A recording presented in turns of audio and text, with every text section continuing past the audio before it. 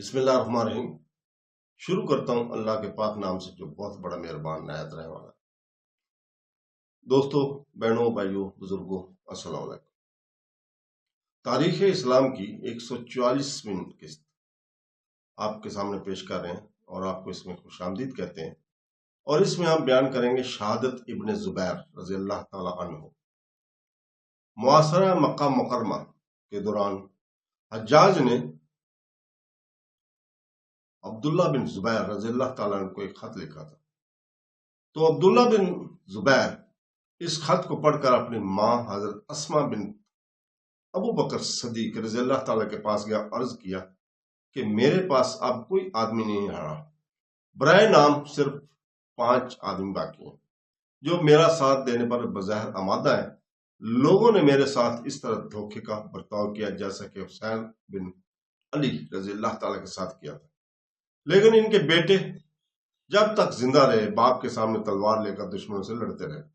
میرے بیٹے بھی اس فاسق کے ایمان میں چلے گئے۔ اب حجاج کہتا ہے کہ تم بھی ایمان میں آ جاؤ اور جو کچھ مانگو ہم دینے کو تیار ہیں۔ بس میں آپ کی خدمت میں حاضر ہوا ہوں کہ آپ کیا حکم دیتی ہیں۔ حضرت اسماء نے جواب دیا کہ تم اپنے معاملے کو مجھ سے بہتر سمجھتے ہو۔ اگر تم حق پر ہو اور حق کی طرف لوگوں کو بلاتے ہو تو اس کام میں برابر مصروف رہو۔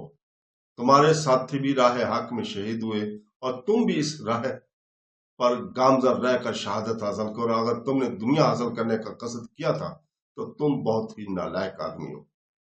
تم خود بھی ہلاکت میں پڑے اور تم نے اپنے ہمراہیوں کو بھی ہلاکت میں ڈالا۔ میری رائے یہ ہے کہ تم اپنے آپ کو بنو امیہ کے حوالے نہ کرو۔ موت اپنے وقت پر ضرور آ جائے گی۔ تم کو مردوں کی طرح جینا اور مردوں کی طرح مرنا چاہیے۔ مردوں کی طرح جینا اور مردوں کی طرح مرنا چاہیے۔ تمہارا یہ کہنا کہ میں حق پر تھا اور لوگوں نے مجھ کو دھوکہ دے کر کمزور کر دیا ایک ایسی شکایت ہے جو نیک آدمی کی زبان پر نہیں آیا کرتی۔ عبداللہ بن زبیر نے کہا کہ مجھ کو اس بات کا ڈر ہے کہ وہ لوگ قتل کرنے کے بعد مجھ کو مسئلہ کریں گے اور صلیب پر لٹکائیں گے۔ حضرت اسماء نے جواب دیا کہ بیٹا، جب بکری ذبح کر ڈالی گئی تو پھر اسے اس کی کیا پرواہ ہو سکتی ہے کہ اس کی کھال کھینچی جاتی ہے۔ تم جو کچھ کر رہے ہو بصیرت کے ساتھ کیے جاؤ اور اللہ تعالیٰ سے امداد طلب کرتے رہو۔ حضرت عبداللہ بن زبیر نے ماں کے سر کا بوسہ لیا اور عرض کیا کہ میری بھی یہی رائے تھی جو اپنی رائے آپ نے ظاہر فرمائی۔ مجھ کو دنیا کی خواہش اور حکومت کی تمنا بالکل نہ تھی۔ میں نے اس کام کو صرف اس لیے اختیار کیا تھا کہ اللہ تعالیٰ کے احکام کی پابندی نہیں کی جاتی تھی اور ممنوعات سے لوگ بچتے نہ تھے۔ جب تک میرے دم میں دم ہے میں حق کے لیے لڑتا رہوں گا۔ میں نے آپ سے مشورہ لینا ضرور سمجھا اور آپ کی باتوں نے میری بصیرت کو بہت کچھ بڑھا دیا۔ اور اماں جان، میں آج ضرور مارا جاؤں گا، تم زیادہ معفو نہ ہونا، تو مجھ کو اللہ تعالیٰ کے سپرد کر دو۔ میں نے کبھی کسی ناجائز کام کا قصد نہیں کیا اور نہ کسی سے بد عہدی کی، نہ کسی پر ظلم کیا اور نہ ظالم کا معاون بنا رہا۔ حتی الامکان اللہ تعالیٰ کی مرضی کے خلاف کوئی کام نہیں کیا۔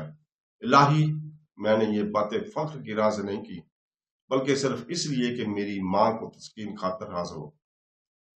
حضرت اسماء رضی اللہ تعالیٰ بولی، مجھ کو امید ہے کہ اللہ تعالیٰ تم کو اس کا اجر عطا فرمائے گا۔ تم اللہ کا نام لے کر دشمنوں پر حملہ کرو۔ بیٹے کو رخصت کرتے وقت حضرت اسماء نے گلے سے لگایا تو ہاتھ ذرا پر پڑا۔ پوچھا، تم نے ذرا کس ارادے سے پہن رکھی ہے؟ کہا، صرف اطمینان اور مضبوطی کی غرض سے۔ اسماء نے کہا، اس کو اتار دو اور معمولی کپڑے پہنتے ہوئے دشمنوں سے لڑو۔ حضرت ابن زبیر رضی اللہ تعالیٰ نے وہیں ذرا اتار کر پھینک دی، قمیض کے دامن اٹھا کر کمر سے باندھ دے، دونوں آستینیں اوپر چڑھائی اور گھر سے باہر نکلا اور اپنے ساتھیوں سے کہا، اے آل زبیر، تم تلوار کی جھنکار سے خوفزدہ نہ ہونا، کیونکہ زخم میں دعا لگانے کی تکلیف زیادہ ہوتی ہے بالمقابل اس تکلیف کے جو زخم پیدا ہونے سے ہوتی ہے۔ تم لوگ اپنی اپنی تلواریں تول لو، جس طرح اپنے چہروں کو بچاتے ہو اسی طرح ان کو بھی خون ناحق سے بچاؤ۔ अपनी आंखें नीची कर लो कि तलवारों की चमक से चकाचौंध न हो जाओ। हर शख्स अपने मुकाबल पर हमला आवर हो। तुम मुझे ढूंढते न फिरना, और अगर मेरी तलाश ही हो तो मैं सबसे आगे दुश्मन से लड़ता हुआ मिलूंगा। ये कहकर शामियों पर एक सख्त हमला किया। सफों को चीरते, लोगों को मारते और गिराते हुए शामियों की पिछली सफों तक पहुंच गए, और फिर इस तरह लश्कर शाम के समुंदर में तैरते हुए वापस आ गए। हज्जाज हर चंद लोगों को तरकीब दे रहा था कि मगर कोई शख्स अब्दुल्ला बिन जुबैर के मुकाबले होने की जरूरत न करता था। आखिर हज्जाज ने खुद पैदल फौज लेकर हजरत अब्दुल्ला बिन जुबैर के अलमदार को घेर लिया। हजरत अब्दुल्ला बिन जुबैर ने फौरन हमला करके अपने अलमदार को दुश्मनों के नजरे से निकाला और हज्जाज को पीछे हटा दिया। वापस आके मुकाम इब्राहिम पर 2 रकत नमाज अदा की। हज्जाज ने फिर हमला किया और बाबे बनु शिबा पर हजरत अब्दुल्ला बिन जुबैर का अलमबरदार मारा गया। मस्जिद हराम के कुल दरवाजे पर शामी डटे रहे। मक्का मुकर्रमा के भी उन्होंने नाकाबंदी कर ली थी। हज्जाज जो तारक ने अलबतह की जानब मरवा तक घेर लिया था। इब्ने जुबैर रजी अल्लाह तआला कभी एक तरफ कभी दूसरी तरफ हमला कर रहे थे। नमाज से फारिग होके फिर लड़ने लगे थे। बाबे सफा की तरफ आपने हमला किया और शामियों को हटाते हुए दूर तक ले गए। कूफा सफा के ऊपर एक शख्स ने तीर मारा जो पेशानी पर लगा, खून बहने लगा। आप इसी हालत में बराबर लड़ते रहे। गर्ज आपने और आपके हमराइयों ने सुबह से बहुत जोर तक शामी को कत्ल करने में वो चाबक दस्ती और हैरत अंगेज शुजात दिखाई के चश्मे फलक ने आज तक न देखी थी। आखिर एक एक करके तमाम हमराई काम आए। हजरत अब्दुल्ला बिन जुबैर पर दुश्मनों ने चारों तरफ से पत्थरों और तीरों की बारिश शुरू कर दी। हालांकि नेजे और तलवारें इससे पेशतर अपनी अपनी काट दिखा चुके थे।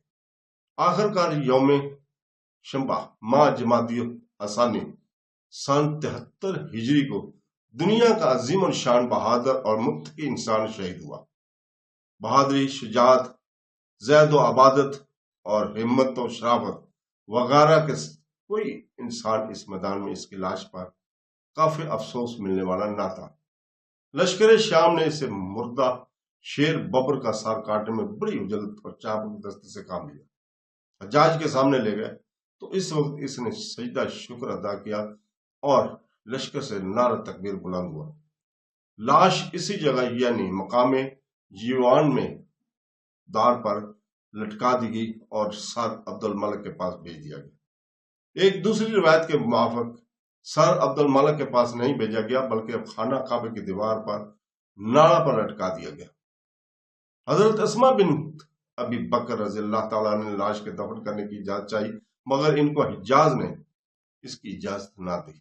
अब्दुल मलिक को जब यह मालूम हुआ तो इसने हज्जाज को मलामत की और लाश दफन करने की इजाजत दी। चंद रोज के बाद हजरत अस्मा का भी इंतकाल हो गया। हज्जाज शहादत इब्ने जुबैर रज़ी अल्लाह तआला के बाद खाना काबा में दाखिल हुआ। पत्थरों की बड़ी कसरत थी जो बाहर से खाना काबा पर फेंके गए थे। फर्श मुबारक पर खून की जा बजा निशानात थे। पत्थरों को उठवाया और खून को दलवाया। अहले मक्का से खिलाफत अब्दुल मलिक की बैत ली। इसके बाद मदीना मुनव्वरा को वापस हुआ। वहां 2 महीने तक ठहरा रहा और वहां तमाम अहले मदीना को हजरत उस्मान गनी रजी अल्लाह ताला का कातिल समझकर सख्तियां शुरू कर दी। सहाबा कराम को सख्त आजाद पहुंचाए। वहां से फिर मक्का मुकरमा की जानब आया। हजरत अब्दुल्ला बिन जुबैर रजी अल्लाह ताला के बनाए हुए खाना काबा को ढाकर फिर हजर नौ खाना काबा की तामीर की। अब्दुल मालिक बिन मरवान ने हज्जाज को मुल्क हज्जाज का गवर्नर मुकर्रर किया और इसने तारिक की जगह मदीना मुनव्वरा में रहना शुरू किया। तो दोस्तों, इसके साथ ही हम आज इजाजत चाहते हैं। कल तक के लिए अल्लाह हाफ़िज़।